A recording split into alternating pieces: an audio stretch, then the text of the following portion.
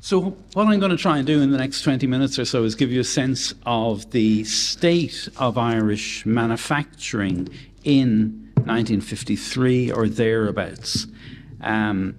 So manufacturing was in flux because, not primarily because of the famine, which I'm not going to focus on, but because of the consequences of the Industrial Revolution. This is a photograph. I don't know if any of you recognise this was a famous Dublin factory, and it's a photograph that I discovered recently in the Irish Architectural Archive. It's actually Jacob's factory off Ainger Street. That's St. Patrick's Cathedral on the left of the photograph. And this factory opened in 1853. And for most of the rest, for the next 100 years or so, it was the second biggest manufacturing employer in Dublin. There was another hugely important factory that opened that same year in 1853. Jacobs makes only a tiny appearance in the catalogue of the Great Industrial Exhibition because it had just opened, but it had opened in Waterford 2 years earlier. The family came from a baking family that had been producing ship's biscuits in Waterford, and then this factory was called a steam biscuit factory, and that shows the consequences of the Industrial Revolution, because the driver of the Industrial Revolution was really the steam engine. There were other important technological breakthroughs in textiles manufacturing in particular, but the steam engine changed everything. So this steam biscuit factory was advertising, it's the status of this new technology. So the application of steam to biscuit production brought prices way down, and so biscuits became a popular commodity. They became affordable.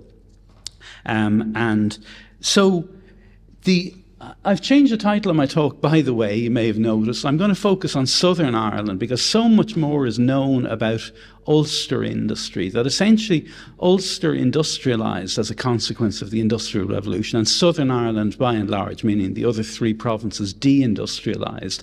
So much more is known about the state of industry in Ulster. So I'm going to leave out Ulster and I'm going to focus on the three southern provinces. Cathal just mentioned my new book, which talks about, which amongst other things identifies the largest manufacturing employers at various points from 1900 through to 1972. So I used the techniques I developed for writing that book. Everybody says, why don't you just find a list of the biggest manufacturers? Boy, that's what I've spent the last 20 years doing, is constructing those lists. Those lists don't exist. So what I did for this paper then is really work backwards and see if I could figure out what the largest manufacturing employers in Southern Ireland were around 1850 or so. By large employers, I'm generally talking about employers, factories, or firms employing 500 or more. By the early 1900s, there was only about 15 or 20, so I thought that should be doable, and I think I've done it. But interesting things crop up. So I mentioned Ulster there, or Northern Ireland. This is a list of the largest manufacturing firms of 1907 on the island. So 10 of these are in Belfast and only 3 are in Dublin. So that shows Northern Ireland really ripping ahead of Southern Ireland in terms of the industrialisation process. But even this list of firms, which you can see, so Harland and Wolff, Workman Clark, the shipbuilding firms, the other big linen firms in Northern Ireland, Guinness is here, the big brewer, obviously, in Dublin. But there's 2 other Dublin-based firms here, but they really shouldn't be here because these are not manufacturing firms. These are they're both lace companies, and most people won't have heard of them because they were actually distribution companies. So lace production didn't take place at this stage in factories. So it was essentially a cottage industry, the kind of industries that dominated Ireland throughout the previous century, throughout the period that we're talking about. And the Industrial Revolution had really wiped out the basis for these cottage textile industries, because the Industrial Revolution, as I say, was based to a large extent on the invention of the steam engine. And that made factory production much more efficient than cottage industry, handcraft production. So it changed the nature of production in that way. So these lace companies shouldn't really be here because they're wholesale agencies. And I found a contemporary publication that makes the point that lace making, it says, and I quote, can form the occupation only of leisure hours or of those members of families unfit for more strenuous work. So it was a different type of process that we're talking about. So I mentioned the steam engine there and the importance of steam. Well, the Industrial Revolution had huge consequences. Besides the displacement of cottage industries and the emergence of factory production, steam also initiated a transport revolution, both with railways, of course, with which Dargan is associated. But no, I've turned it off. It's okay. See, I want people to focus on me for a moment. Don't worry, I'll turn it back on again. But also the emergence of steamships. So that meant regions that had formerly been almost isolated economically, every region of the country, every township, by and large, had its own brewery, for example, back before the Industrial Revolution. Every township in Ireland or every locality had its own brewery, its own distillery, and all this. All this was changed by the transport revolution associated with steamships and railways. But there were other consequences as well. I was talking with Liam a couple of years ago, and he happened to mention. He said to me, the scene in, or the undercurrent in Brian Friel's play Dancing at Lunasa, which takes place in the Donegal of the 1930s. A couple of the sisters make their living, essentially earning pin money through knitting gloves in the cottage, and that their livelihoods are displaced because a glove factory or a textile factory opens in the locality. Well, that was as late as in the 1930s in Donegal, and those sort of cottage industries survived for a long time in the west of Ireland. But this was the dominant form of industry that we had in Ireland still in the period 1800 to 1850, before the factories displaced all of that. There's lots of other consequences to this, and it's the sort of thing, Karl Marx and Friedrich Engels, who I very rarely quote in my lectures to students. In fact, my students will not believe that I'm actually talking about them here. But of course, these are amongst the things they talked about. So it changed the whole nature of society. Within business, the dominant class in business up until the Industrial Revolution had been the merchants who organised the cottage industries by supplying, the textiles and the machinery and so on, and then they would take the goods that people would produce in their spare time when they come home from working in the fields in the evening, and the merchants would sell those. So those merchants were displaced by industrialists, and we see that in Ireland. Arthur Guinness, the second Arthur Guinness, was the first industrialist to become president of the Dublin Chamber of Commerce. Before him, they were all merchants, and after him, it was a mix of merchants and industrialists. So that signifies this change, the rise of industrialists, meaning factory employers. The big merchant of the time, by the way, was Sir John Arnott, founder of Arnott's department store, drapier and clother, and his family later took ownership of the Irish Times. And for a long time, I'd seen these statistics saying John Arnott employed 2,000 people in Ireland. And I thought that didn't sound right to me, because I couldn't find evidence of what factories. You see, I was working on the 20th century. I couldn't find evidence of what factories Arnott owned. And then I realised, in focusing on this period, that he didn't own factories. He really organised. He was a merchant organising people working in their cottages. Or what I found in the last few days, which is amazing, is a lot of his workers were in industrial schools and were essentially child labour. Young girls aged 8 to 14 probably comprised the bulk of his 1 to 2,000 workforce. So, and one other consequence of the Industrial Revolution that you probably have not thought about. So I teach in a business school now. So my concept of economics is broadened a bit by interacting with business school academics. Is that the Industrial Revolution also led to the increased importance of brands and branding, because the factories. Cottage labour had been dispersed across the country wherever people were living, and they were living on the land. The new factories promoted urbanisation, so the factories were located in towns and cities. So the population moved from the countryside, more so in the UK, of course, than in Ireland, moved into the cities, and that created a distance between them and the foods that they were eating. So the British medical journal, The Lancet, conducted a series of articles in the 1850s a series of examinations of processed foods and drinks, and found that the vast bulk of them were adulterated. And so that's what Marx, I think, calls alienation. Now, I haven't read Marx since I was probably 20 years old. I think he calls it alienation. So that kind of distance between people and the commodities that they're consuming. So that meant brands were very important. And, in certain segments, certain successful segments of Irish manufacturing, which includes food processing, like the bacon sector was very important and very successful in Ireland because they really, really took care of maintaining their brand images, because brands as a signature of quality and consistency. So the bacon sector was very successful. The whiskey sector really unsuccessful. I'll come to talk about that in a minute. The Condensed Milk Company of Ireland, I don't know if many of you will have heard of that. It collapsed in the early 1920s as soon as the state was founded. It was one of the biggest manufacturing employers in the country. It was the largest private creamery at the time. The reason I have it up here now, it was established only in the 1880s.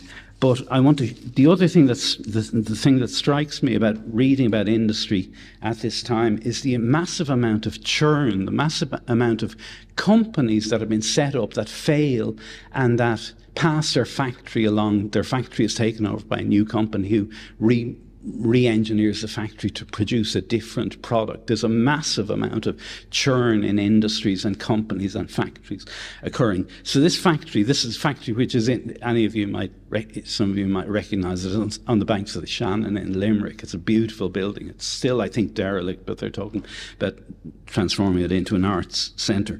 So this was a really important company. It was owned by the Cleaves.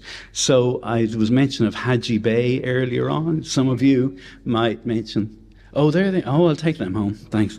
Some of you might remember Cleaves Toffee as well. So this was the Cleaves family business. Anyway, the reason I have it up here was before the Cleaves took it over in the 1880s, it had been one of the biggest linen companies in Southern Ireland. We always associate linen with Northern Ireland or Ulster. There was major linen factories in Southern Ireland as well. And in fact, I'll end my talk with some of the other major linen factories. This had been Lansdowne Spinning and Weaving in the 1850s, associated with a big Limerick entrepreneur called John Norris Russell, who also established the major Limerick grain mills. Limerick was the centre of grain production. You might recall Ranks in Limerick that came in the 1930s. It took over the grain milling businesses.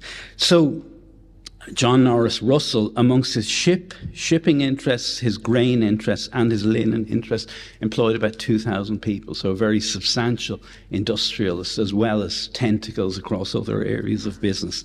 One other photograph that I want to use to illustrate the amount of churn taking place is this one, Goodbody's factory in Clara, a famous jute factory. Again, I don't know if people will be familiar with it, but up until the 1970s, it was still a major, industrial employer in Ireland. So it was established only in 1865. But the reason it was a jute processor. So the jute was imported from India and was brought by, landed on port in Ireland, and was brought by train to Clara and then was turned into sacks and bags and twine and things like that.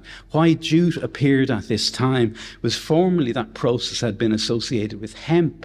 Hemp came from Lithuania and Russia and parts of the Russian Empire. And the other thing that happened in 1853 was the start of the Crimean War. So there was hemp shortages associated with the Crimean War, and later people switched to use cotton for bags and sacks and so on. With the cotton shortages of the American Civil War, the Goodbody saw an opportunity to develop this jute business as a substitute, and so that's the origin of where that came from. The other, just want to keep an eye on my time. I'm not doing too badly. The other thing that, mentioning the US Civil War there, The other major factory that opened in Ireland in 1853 was the Limerick Clothing Factory, which was spectacularly successful. It used the newly invented sewing machine to produce army uniforms. Its first major contract was to supply army uniforms for the British Army fighting the Crimean Campaign. And it employed several thousand later on over the next decade or so. And its first bankruptcy happened because it was supplying the Confederate Army in the American Civil War with army uniforms and was being paid in Alabama cotton, which was strictly illegal, and a huge consignment of Alabama cotton was seized by the federal US Navy, and Tate went bankrupt on account of that. So it's kind of interesting to see, at least interesting to me, to see these major world developments impacting on Irish industry. So I'd mentioned branding. George Roe was one of the biggest distilleries of the time. It's actually recently been resurrected by Guinness, as you might know, George Roe on Thomas Street. It was at various times in the Victorian era Dublin's biggest distillery. It went bankrupt in the 1920s, and its owners said they had failed to adhere to the importance or realise the importance of maintaining brand recognition. So the whiskies in Ireland that had better brand recognition survived. But ultimately Irish whisky was completely dominated by Scotch whisky. Irish whisky in this period much more significant than Scotch industry in terms of Scotch whisky in terms of its output and so on. It was overtaken by Scotch whisky for a number of reasons, but part of this was its inability to focus on the importance of brands. This is a photograph of Guinness that is amazing. It's a fold out from the back of Lynch and Vasey's book on Guinness. So I expected, because Guinness, the first strong data, good data we have for employment in Guinness is from about the 1880s, when Guinness employed about 2,500. So for most of Guinness's history, it was the leading manufacturing employer in Dublin. I thought, looking back to the 1950s, its employment must have been somewhere close to that. It wasn't in the 1850s, and I checked with the Guinness archivist, who reckons, she says they don't have good data on that period, but she reckons my thinking is strong enough that she's convinced that I'm right, that Guinness employed only about 500 back in the 1850s, and over the next couple of decades it increased from 500 to 2,500. So that spectacular growth is actually confirmed by this map, which shows the River Liffey is on the front there, by the way, or sorry, at the top of the screen. The part in yellow is the extent of Guinness Brewery in 1820. By 1865, the blue bits had been added, and you see by 1876, all the orange bits had been added. So that was the spectacular growth in the Guinness Brewery associated. So that's the growth in the area, the size of the Guinness Brewery. So again, that's part of the corroboration that Guinness employment must have increased hugely. So the period we're looking at, Guinness had, a relatively small level of employment. I'm going to talk just in my last few minutes about largely about textiles, because the cottage industries that I mentioned earlier on were almost all textile industries, and it was the textile industries were really the cutting edge of the first industrial revolution. The steam engine and various developments in technology improved, gave rise to the dramatic expansion of the cotton industry in the UK in particular, as well as linen in Northern Ireland. But in the talk last night, the opening talk last night, it was mentioned, that in the Crystal Palace exhibition that preceded the Dublin one, some of the Irish products that attracted most attention were poplin, which was a big Dublin industry. That's a mix of wool and silk, and was a major Dublin industry. But poplin couldn't be mechanised, so it doesn't really play a role in the Industrial Revolution. But I'd mentioned later on that lace remained a cottage industry. At the start, in the period 1820 to 1850, lace was mechanised, or parts of the process were mechanised, and it became a factory industry for a while, and then the factory industry failed to take off. So anyway, this is just a photograph I showed about manufactured lace. There's a book on Limerick lace that includes this. This was the site of one of the major lace factories. I don't know if this is the exact building. The book doesn't make it clear, but some of the lace factories of the early period, 1820s to 1850s, were large employers. The biggest one, which was on this site, but I'm not sure, I doubt it was that building, the building looks too big, had employed 700. So in other words, it was a very large factory. Metals and engineering, I'm not going to talk about much. This is just a photograph I found that I really like because it's of Summerhill, very close to where I went to school. And it shows the leading Irish coach builder of the time, which was a company called Hutton's of Summerhill, and they employed about 500. So it was this is a photograph from a later time, but I reckon it's on the part of Summerhill, just before you go down the hill into Fairview. Shipbuilding we associate with Northern Ireland. In the 1850s, Northern Ireland shipbuilding had not yet taken off. So in the early 1800s, Dublin had been the main shipbuilding centre. Then it moved to Waterford and Cork. These were the most important shipbuilding locations in Ireland. And ultimately it moved to Belfast, and the remainder of the shipbuilding sector in Ireland died out. So the period I'm talking about, some of the shipbuilding firms in Cork and Waterford had factories of around 500. And I know I'm going to run out of time now, so I'll just lash through a few of these last photographs. This is Usher's linen mills in Drogheda. Usher's only took over in the 1880s. Before that, it had been a Drogheda cotton factory, which was one of the two big cotton factories in Ireland in the 1850s. And I find that it employed over 500. My last slide, I have one further slide, and then I'll regale you with the last slide, which is my favourite one, but also the biggest factory in Ireland at this time. Second last slide, Cork Spinning and Weaving. It was a linen company in Millfield in Cork. It later got taken over and became the site of Sunbeam, which is, if any of you are of my age or that thereabouts, you'll remember Sunbeam Woolsey as one of the huge factories of kind of modern Ireland. This was a linen firm that built the factory. So Cork linen mills employed around over 500 in the 1860s.